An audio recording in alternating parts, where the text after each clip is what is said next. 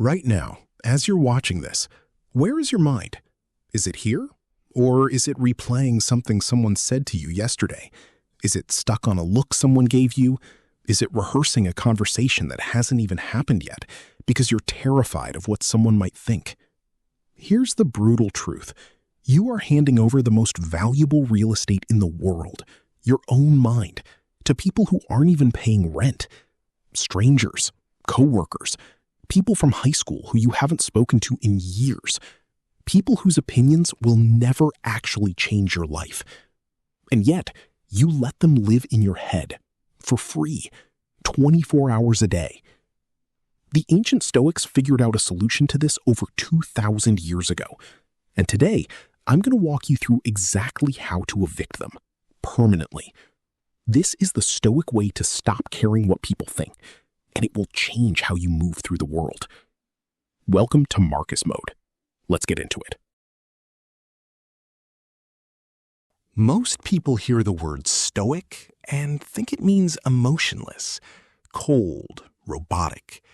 They picture someone who never laughs, never cries, never feels anything. That's completely wrong. Stoicism is a philosophy built on one core idea. Focus your energy only on what you can control and release everything else. That's it. That's the whole game.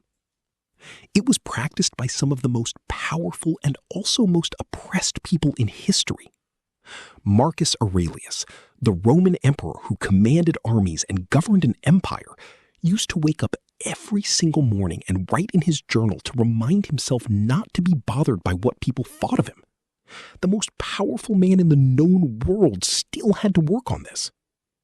Epictetus was born a slave. He had no freedom, no money, no power. And yet he became one of the most mentally free human beings who ever lived. He said, "No man is free who is not master of himself." His chains were physical, but his mind was untouchable. Stoicism isn't about having no feelings.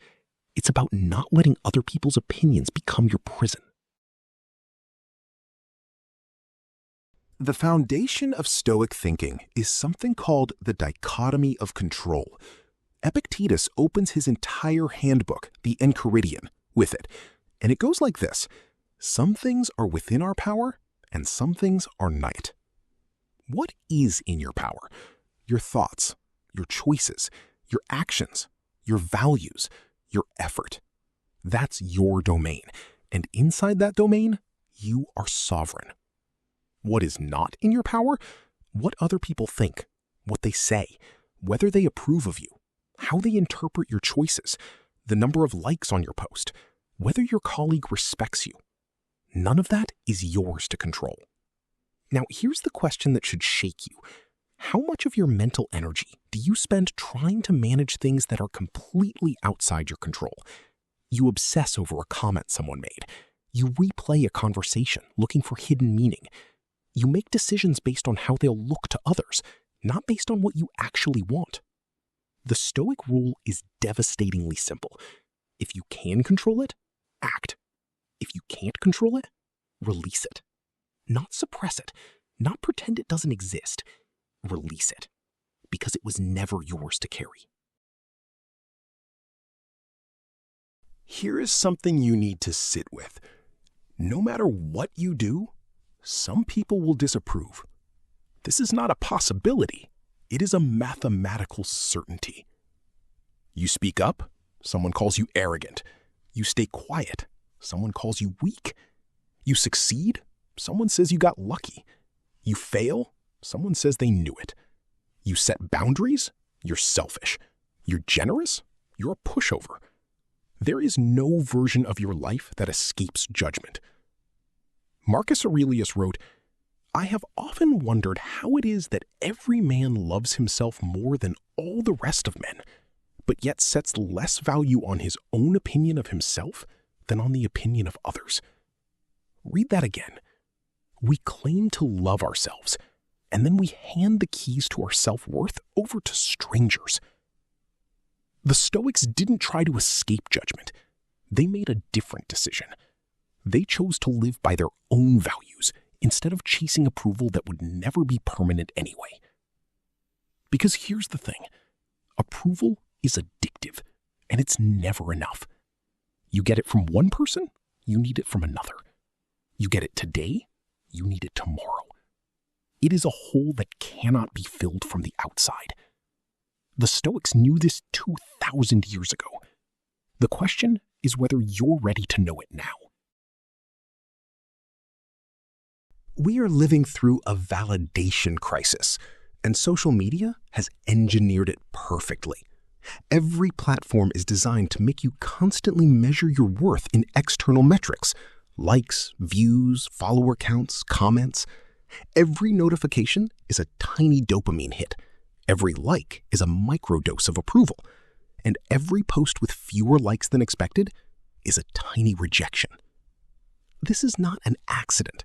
These systems are designed to keep you hooked on external validation, because people who are confident in themselves don't endlessly scroll looking for reassurance. The Stoics would have seen this clearly. Seneca wrote, "It is not that I am brave enough to ignore the crowd. I simply don't need them." That came from an internal anchor, a set of values so clear and so deeply held that outside noise became irrelevant.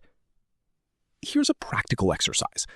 This week, do one thing you genuinely enjoy and don't post about it. Don't tell anyone. Don't document it.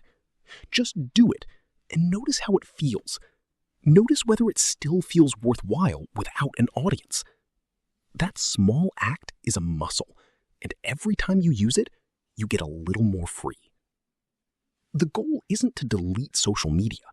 The goal is to stop letting it be the measure of your worth. There is a well-documented psychological phenomenon called the spotlight effect.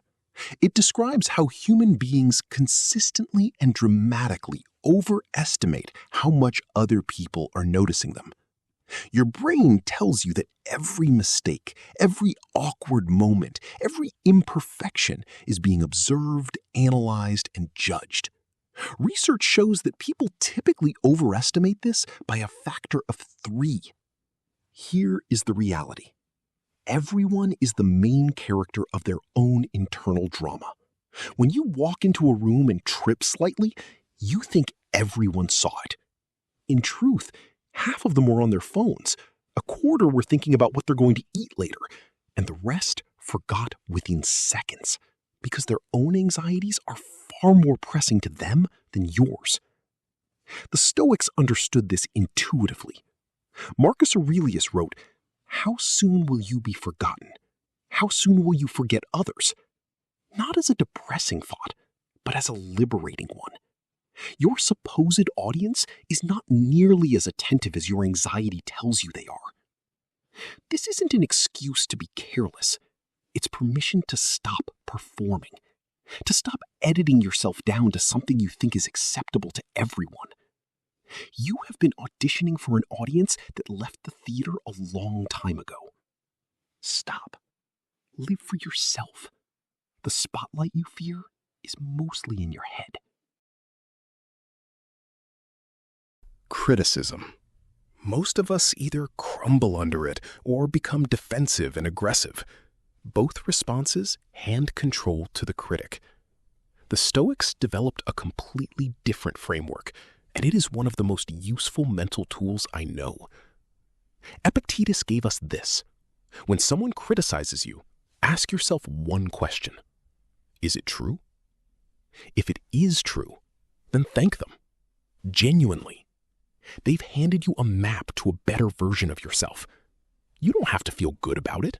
You don't have to enjoy it, but you should use it. Anger about accurate feedback is just pride protecting ego. If it is not true, then why are you disturbed? Ask yourself seriously. A false accusation has no real power unless you give it power. You know the truth. The lie exists only in someone else's mind. Why are you letting a fiction make a home in yours? Marcus Aurelius modeled this beautifully.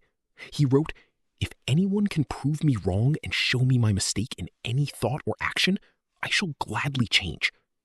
that is not weakness. That is the highest form of confidence, an inner security so solid that being wrong doesn't threaten it. The goal is not to be immune to feedback. The goal is to evaluate feedback on merit, not on the emotion it triggers.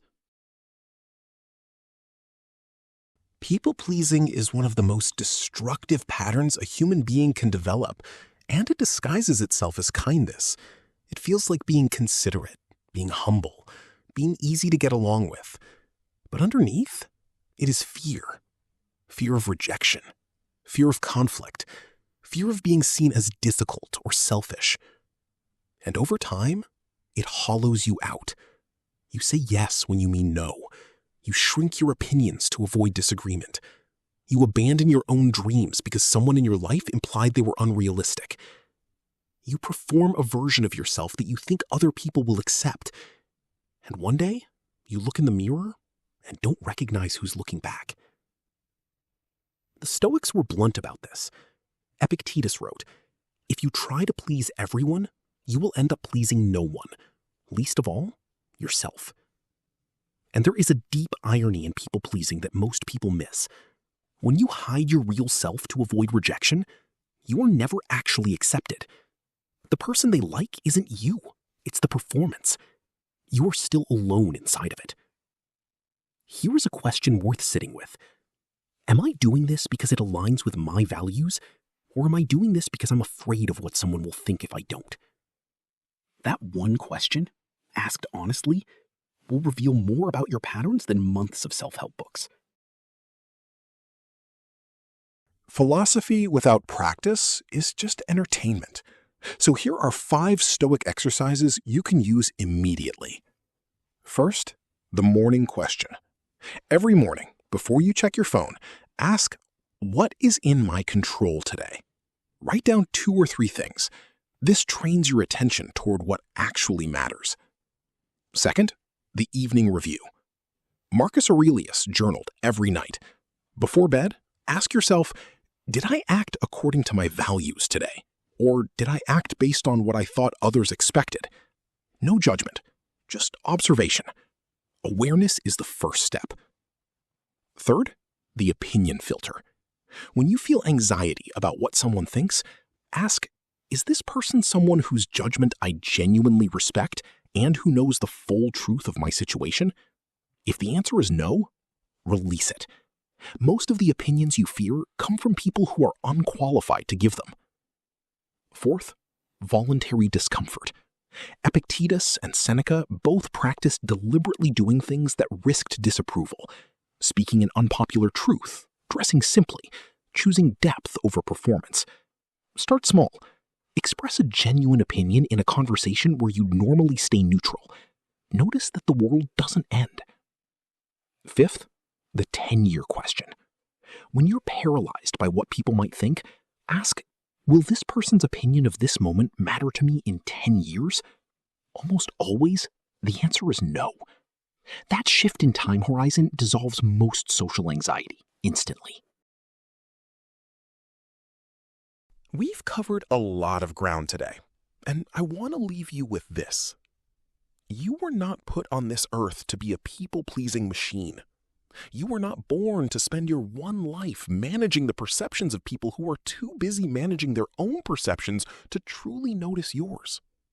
You have something rare and finite: time, attention, energy. And right now, a significant portion of it is being silently stolen by the opinions of others. The Stoics, Marcus Aurelius, Epictetus, Seneca, they all came to the same conclusion from very different lives. The emperor, the slave, the senator, all of them said, the only life worth living is the one lived according to your own values, not your neighbor's, not your family's expectations, not the internet's approval, yours. Evict them. Take back your mind. Not in a dramatic, rebellious way, but quietly, consistently, one decision at a time. Every time you choose your values over someone's approval, you get a little freer.